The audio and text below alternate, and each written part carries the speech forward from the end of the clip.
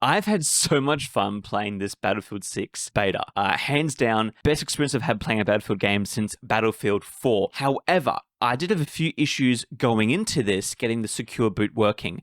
And I actually talked to two friends of mine, Andrew and Blake, about kind of the requirements some of these big corporations are demanding now for their anti-cheat system. Kind of talking about, how obviously some players want cheaters gone. And, going into the BIOS settings to flip a switch for secure boot, is that really a requirement that should be demanded of players? So we talk a little bit about it. Obviously, I'm more on the side who was annoyed with it because I had a lot of issues and I nearly missed out on playing the beta, which I would have been so disappointed in. Thankfully, I got it working, but I know there are some who haven't got it working. And so we talk a little bit about that. The full episode is coming out tomorrow as well. If you're watching this when this is first uploaded and you've just stumbled upon this, hit subscribe.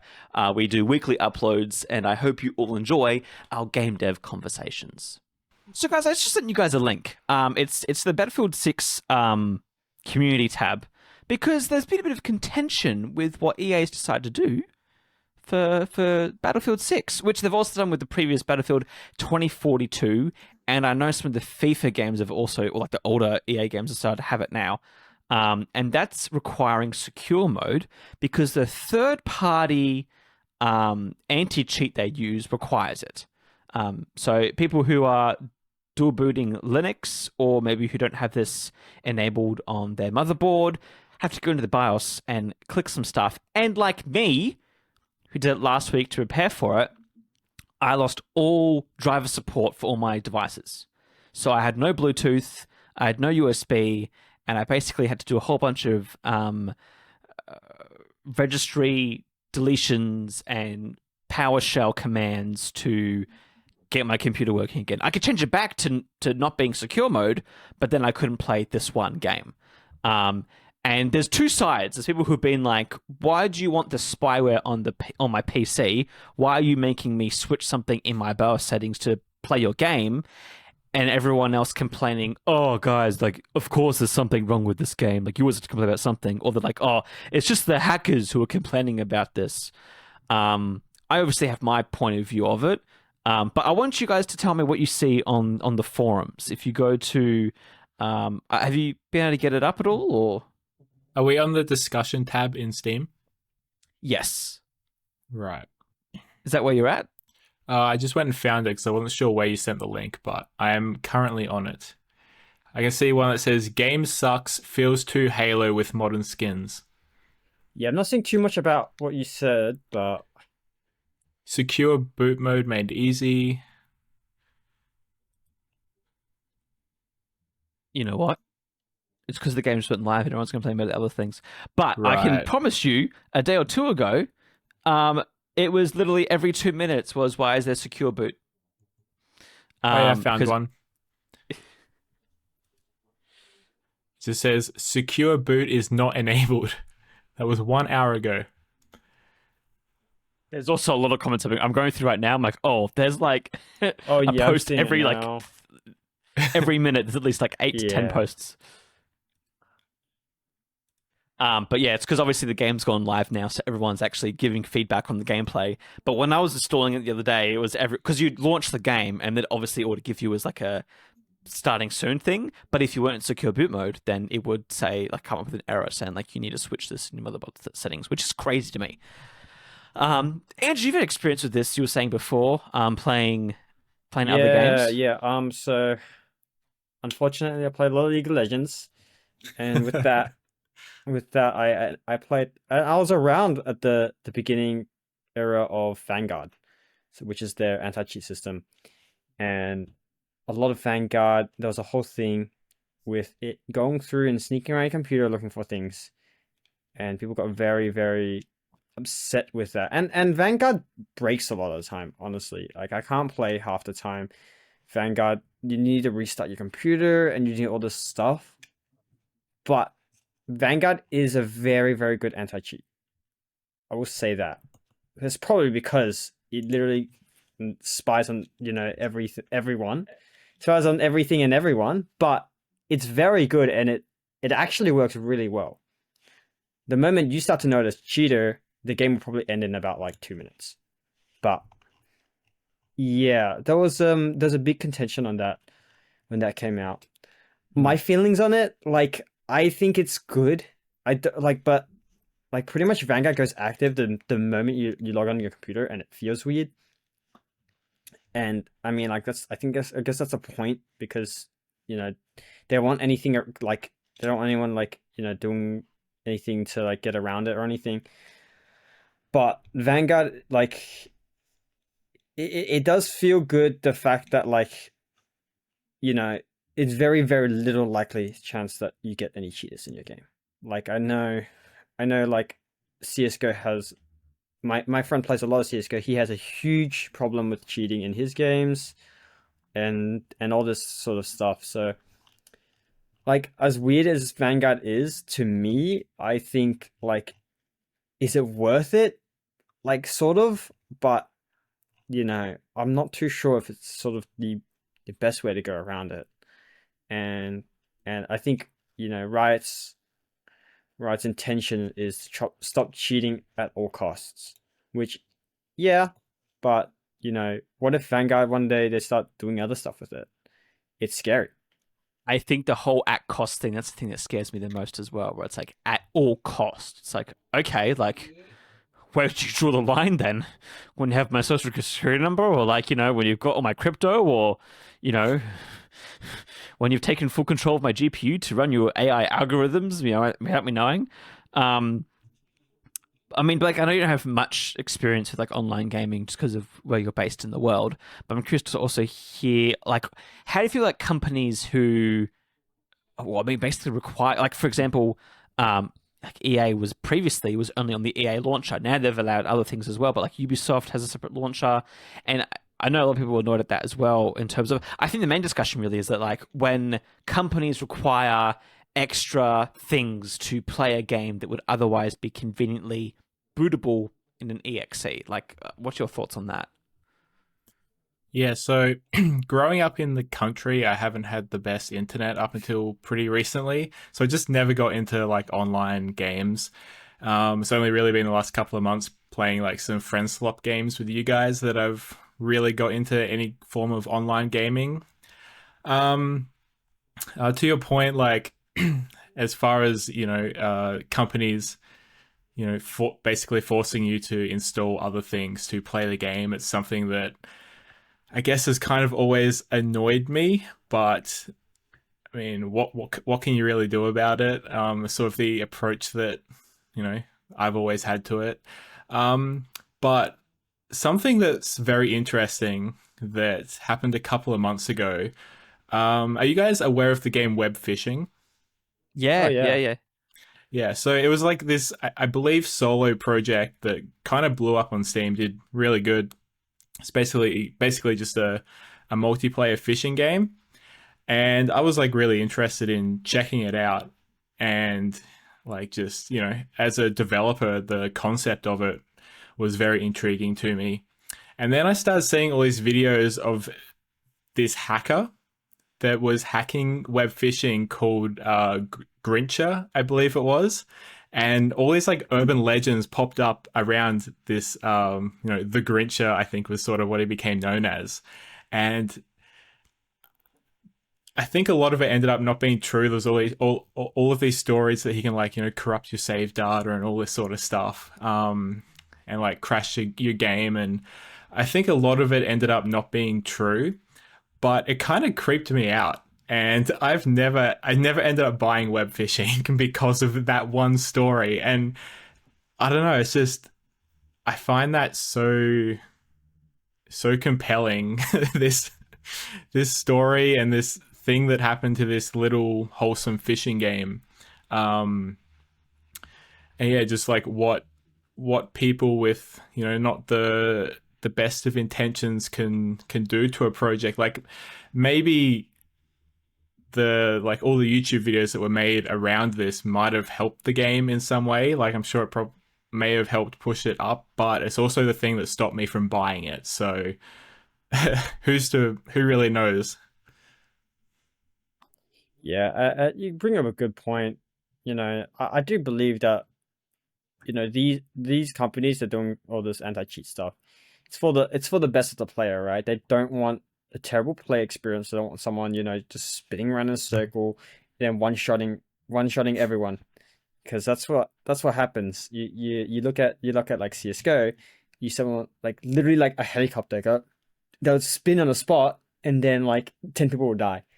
Um, and they don't want people seeing that. They don't want games being ruined because of that. And but at the end of the day, like their intention at the beginning may have been pure, like very pure, but in the future you truly don't know, right? And I think that's why a lot of players they don't know the intention. It could be as bad as the Grinch, or it just could be some guy trying to help. And that's the scary thing, right? And when you it's like leaving your house unlocked. You don't really know if you could come in.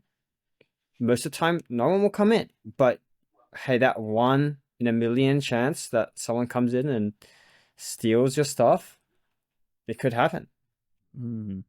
That's a really good example. Well, I think as well, like leaving your door open, like you're leaving your computer open to third-party things that sure you can trust them, but it's like trusting that second cousin that comes to visit, and then like a week later you're like, what happened to the fine china in the garage? Like what happened to that? It disappeared. It's funny to talk about cheaters and stuff. I know I've heard some. I don't like cheating in games. I understand that, and I think especially in games like Counter-Strike and like League of Legends and all the more competitive things, like that's definitely one where like cheating is an issue because the game is very competitive and people are sweats in that game. So like yeah, I understand the need for anti-cheat. I agree with that. And I know people have criticized Valve's that like the anti-cheat system for not always picking up on cheaters very well. But I also think Counter-Strike players can be satisfied purely. They could do an update saying we optimized it and they would believe it if they did nothing. Actually, that was a thing that happened back in the day in the old Counter-Strike before it was like a full game. Just going on to like how public opinion works. I remember people would write in to the dev for Counter-Strike. This is like the mod. And we're like, the game's too slow. Like the ping's not good. And then update, they were like, we improved the ping and optimized the network packets and this and that. And everyone's like, wow, the game runs so much faster now. And he's like, I did nothing. I lied. But it was a test to see if players were actually giving genuinely good feedback. And so like, I understand that there is a need for anti-cheat. However, I can tell you personally, an experience I had, basically, I was really excited for this game. I've never been so excited for this game since Battlefield 4. Like games for me, there's been interesting stuff that's come out. Things like web fishing, I've been like, oh, that's a cool idea. I'd love playing Peak with you guys and some of the other stuff. But there's nothing, especially at these like, Summer Game Fest or whatever they call E3 now, when they announce games, I've never been excited for anything in years. It's been a very long time. And so when they announced Battlefield 6, and especially now this open beta, I was generally excited because it looked like the games I loved. And there was the last thing I was excited for was like Battlefield 4 and some of those games, in that era. And so I was really excited to play this game. I'd signed up they had like a whole private playtest before. And if you'd done that, then you get early access to it now. And I had it pre-installed, ready to go, and I launched it. And they basically said, you can't launch this because you aren't on secure boot. Now, some people will be wondering, but Nathan, if you're running Windows, then you should have secure boot because, and this is all the forums say, like, you need to have secure boot on to run Windows 11. I'm like, well, for starters, I'm Windows 10 because I don't want to upgrade to, more malware. And secondly, like, I think it's unreasonable to ask an end user to change something in their motherboard settings to play your game. Especially a game like Battlefield, where although there are cheaters and hackers, I feel like, and maybe it's just me being, more optimistic and hopeful in humanity, but I feel like there are better ways to manage it than causing something on such a low level in my system to always be running and checking that I'm not running, cheat code software. I think it's a dangerous like EA even have like a YouTube tutorial on how to switch your motherboard settings to do this, because their games now require it. And my issue that I had was, okay, although I'll dual boot Linux, I will secure boot Windows. All right, I'll let you do that. But then what happened was, because all of my credentials for my drivers were signed with a thing that wasn't with secure boot, all of my USB, all of my Bluetooth, everything stopped working.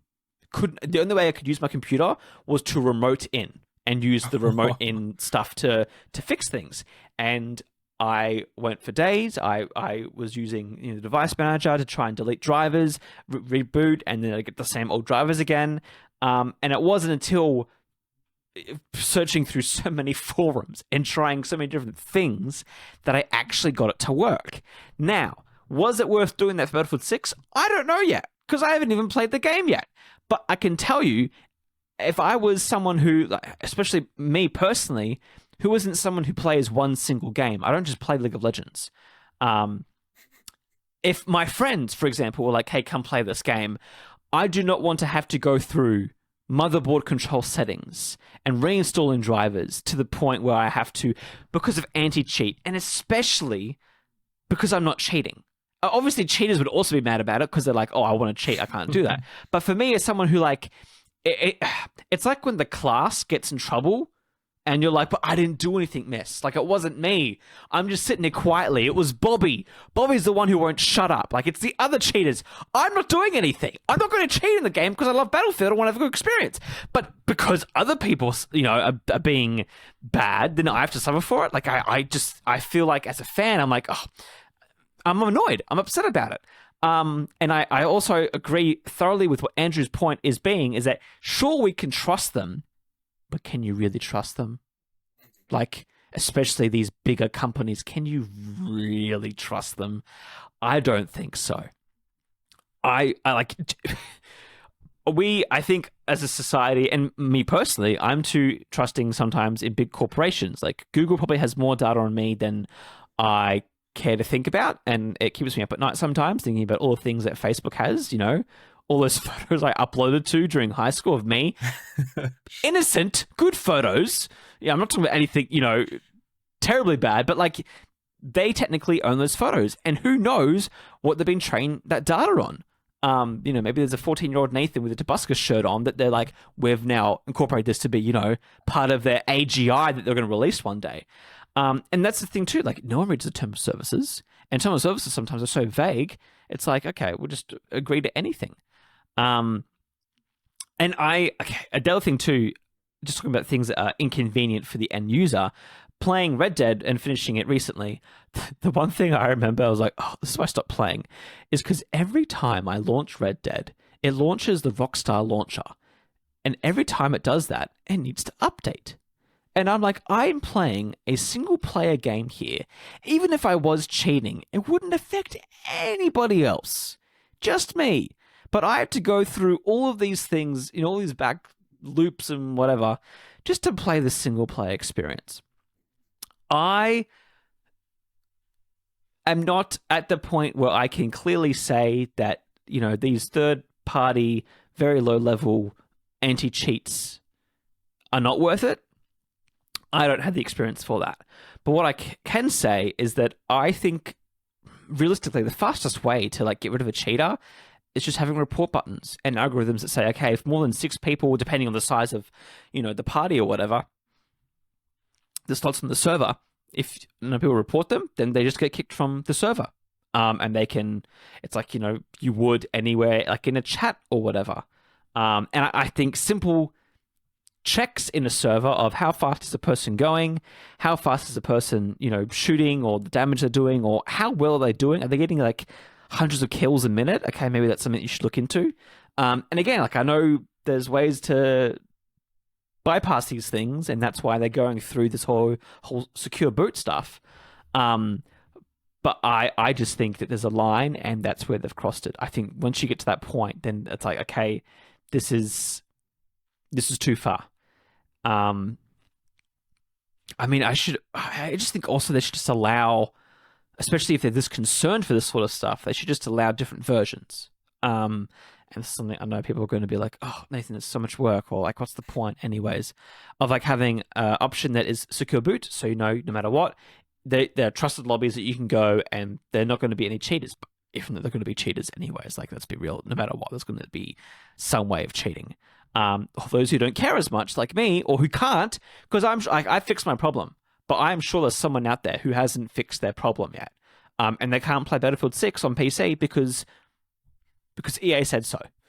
I think the fun way to deal with cheaters, it's adjacent to the issue, because the issue is finding the cheaters. Like Andrew was saying, like, once you know someone's cheating, it takes about 2 minutes before the game finishes, because that's when they pick up on the cheating on the attributes. But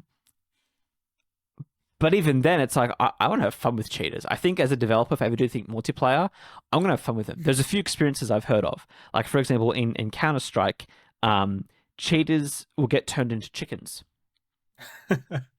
And they can't combat it. Other things here, ChatGPT, so I don't know how much of them are true. But I know, like, certain games, when playing games, like Fall Guys, they had a cheater island. So they just do a match where everyone's a cheater. And they can still play and do whatever, but like everyone's cheating. And it's funny because obviously, like, for Fall Guys, I remember when there were cheaters, they had speed boosts, and it was like the Flash. It was just like, "No!" And then they got to the end. And so in these islands, someone would join being like, I'm going to cheat. And then they would lose because other people are cheating. And they're like, oh, my cheats aren't good enough. That's very funny. Like, stuff like that where, like, it's actually fun. These other ones, I'm not sure. Maybe ChatGPT is just, gaslighting me into saying these ones. But there's examples here saying that the Division, bullets wouldn't work. When Ubisoft found out someone was cheating, they would just make the bullets in their gun not do any damage. So they would, like, do that. I know, like, Call of Duty and stuff, they also have other stuff too. And the funny thing with, like, piracy, right? If you were to pirate a game, I know Game Dev Tycoon, they made it so that if you pirated the game, because their game's about making games, a game about making game. But they did a pirated version, basically. They released it to pirate sites. So they got their game, repackaged it, and put it onto all the pirate sites so that they would circulate. And in the game, you would always fail because your game's never made any money. So you'd always release a game and you wouldn't make any money from it. And you'd always just lose the game. So yeah, I think I'm just a frustrated fan who feels, I don't know, not misguided, but I feel like EA, you're definitely known as a very scummy company, and Battlefield 6 is kind of your redemption of hope for the Battlefield fans. And people are already scared now because of streamers have been like, oh yeah, add loot boxes to the game. It needs a ranked mode. And true Battlefield fans are like, no, we don't want that. Don't do that. Battlefield is its own thing. Don't make it Call of Duty or Valorant or Counter. Anything. No, just make it be Battlefield. That's the FPS that we want. So yeah, I think as well, there is the line, and companies will cross it. And I'm scared though too, because I really want them to not have secure boot option anymore. Like, I just don't want them to have that. But I feel like despite the outrage, they just were not listening. They were tone deaf, and they thought, like Andrew was saying before, don't want cheaters at any cost. And that cost, I think, one day could be a lot worse. We've seen things get, increasingly less and less private in terms of the way that technology knows who you are. And yeah, but that's kind of all I want to say really in terms of Battlefront, and a first-person game I'm really excited to play.